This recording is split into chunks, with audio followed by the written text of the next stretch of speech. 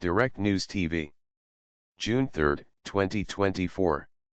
South Africa's President Cyril Ramaphosa has called on the country's political parties to work together for the good of the country as final results from last week's election confirmed his African National Congress, ANC, lost its majority for the first time.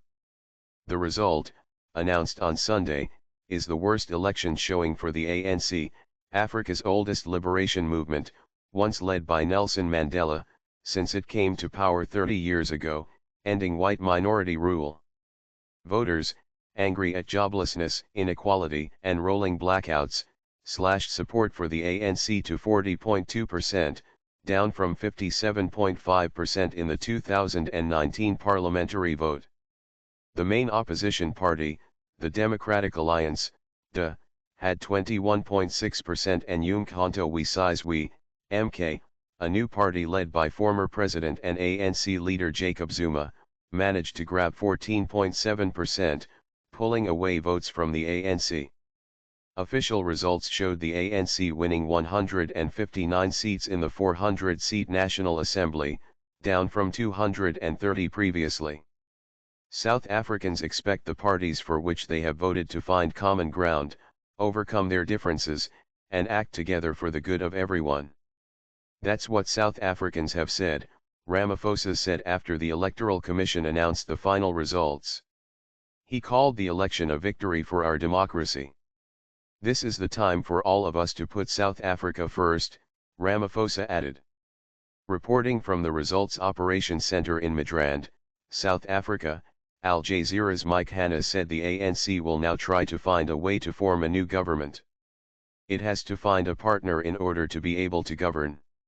Otherwise, it could try to form a minority government, which could make it very difficult to pass any form of legislation or advance ANC policy, he said.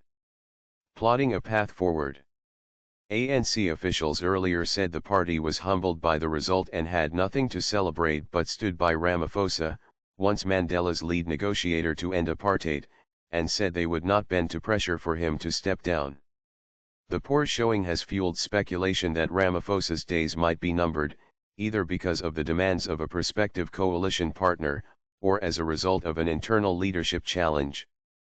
That is a no-go area, Fikile Mbalula, ANC Secretary General, told a press briefing, the party's first since the polls. Did we commit mistakes? Yes, we did. In governance and everywhere else, he said, adding the ANC is now committed to forming a government that is stable and that is able to govern effectively. Political parties now have 2 weeks to work out a deal before the new parliament sits to choose a president, who would likely still hail from the ANC, since it remains the biggest force. Local media reported that it could be open to entering a cooperation pact with the ANC, supporting it in key decisions in exchange for top jobs in parliament.